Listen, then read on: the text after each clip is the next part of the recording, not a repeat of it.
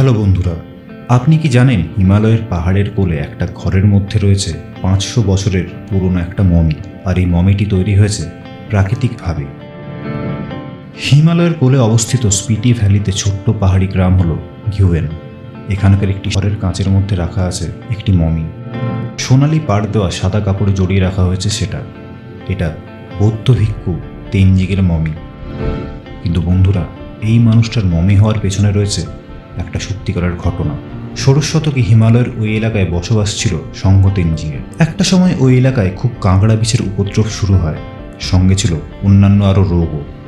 সেই সময় ওই বৌদ্ধ ভিক্ষু সবাইকে গ্রাম ছাড়তে বলেন, তার জায়গায় নিজে গ্রামে থেকে যান।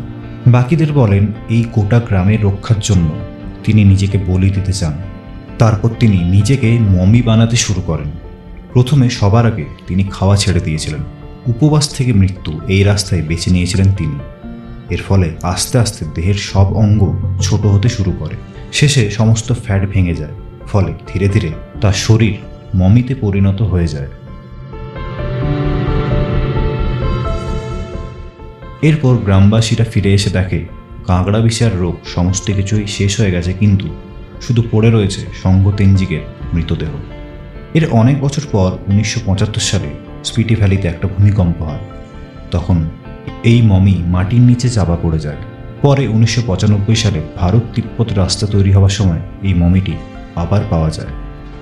আজও স্পিটি ভ্যালির ওই ঘরে দেখা যাবে এই কাঁচের বক্সে রাখা আছে সঙ্ঘ তেনজিংয়ের মমি।